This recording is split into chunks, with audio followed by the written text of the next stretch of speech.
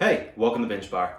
Dynasties in hockey seem to be a thing of the past. It's been a long time since the team won more than 2 in a row. Today in the NHL, we see more of, in better words, modern-day dynasties, which translates to meaning basically a team that wins multiple times in a short span of time compared to winning them in an executive order. The biggest question still floats in the air, though. Who will be the next NHL dynasty if there ever even is one? Today we'll be talking about the Vancouver Canucks and how they can become the next National Hockey League dynasty.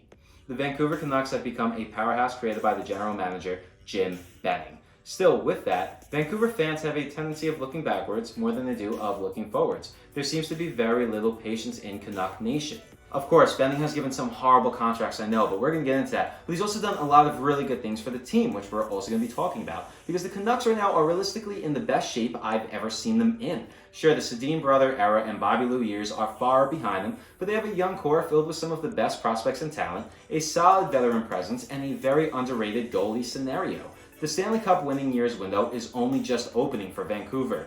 Their drafting has been nothing short of elite, which takes us all the way back to 2013, drafting center and future captain Bo Horvat at 9th overall, biggest steal Brock Besser at 23rd overall in 15, Elias Pettersson 5th overall in 17, and the latest Quinn Hughes 7th overall in 2018. These 4 names right here are what is shaping the future of the Vancouver Canucks. Besser has given us 161 points in his 197 games played so far. He has shown to be the proven goal scorer we knew he could be at a great price for Petey, who has a ridiculous 132 points in 139 games. Besser and Petey were also back-to-back Rookie of the Year contenders. Of course, Petey won and, Brock Besser lost to Matt Barzal, but still, that's incredibly notable. Horvat was also made the captain, as I said, this past season on the 50th anniversary.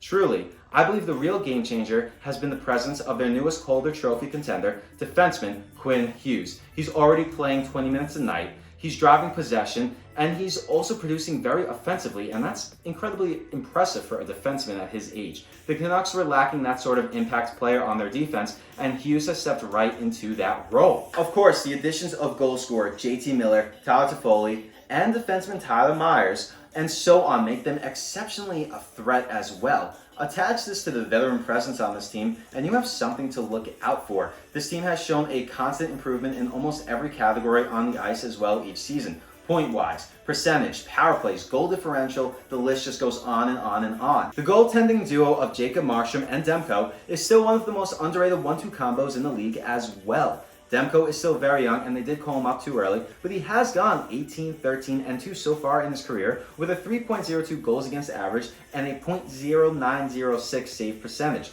Clearly, he still needs time to adjust, but he is, the name we're going to be hearing a lot of after the departure of his starter, Markstrom. Markstrom is clearly the best goalie on the team, and that's the best goalie they've had since the departure of Luongo a couple seasons back. Only problem here is Markstrom's an upcoming free agent, and I just don't know if Vancouver will have enough cap space to keep him.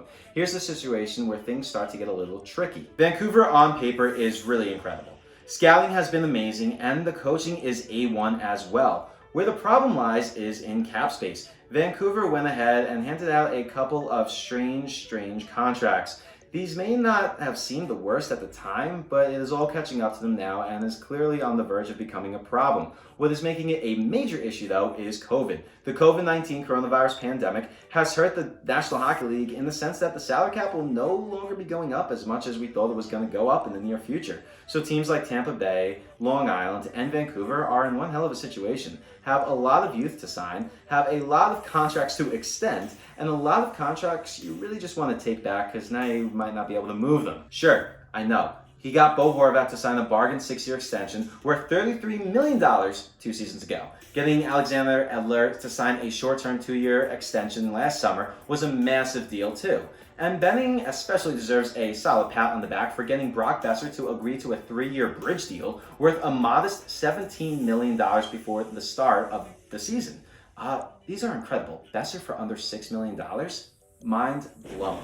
But that Brandon Sutter, Louis Eriksson, Jay Beagle, Roussel contracts are really hurting Benning and the Canucks with a serious cap crunch looming. Eriksson is still owed a $4 million signing bonus here in 2019-2020, followed by a $3 million next year and only $1 million in 21-22. Eriksson's base salary for 2019-2020 and 2020-2021 is only $1 million though it moves up to $3 million in 21-22. But, with most of his contract already paid out, the Canucks might be actually able to find a taker for Eriksson. So after you look into this, it may not actually be that bad like the fans are making it sound. Though Russell has provided some much needed grit and plenty of leadership of that young Vancouver team, he still isn't worth the $3 million cap hit that he has. While it's not even a bad contract, with only 2 years left on this deal, Benning should have not really too many issues finding a taker here. Jay Beagle has 3 more years, though, with a very hefty price to play a fourth-line center. And that Tyler Myers deal I was telling you about, well, is Myers truly worth that $6 million a year to play the blue line when now you have Hughes coming in? This offseason, Benning stands to lose either Chris Tanev or Troy Stecher. Star goalie Jacob Markstrom could price himself out of Vancouver too. And it's going to be tough to make that room for Tyler Toffoli this offseason. And with Quinn Hughes and Elias Pettersson in line for a mammoth extension down the road, the time is now for Benning to start saving every dollar he can. With a couple more tricks up Jim Benning's sleeves, he may have to get very creative moving some of these contracts around. Despite this, I see no reason why the Vancouver Canucks can't be the next NHL Dynasty. If you enjoyed this video and would like to see more, please like and subscribe for future content. Thank you. We'll see you next time.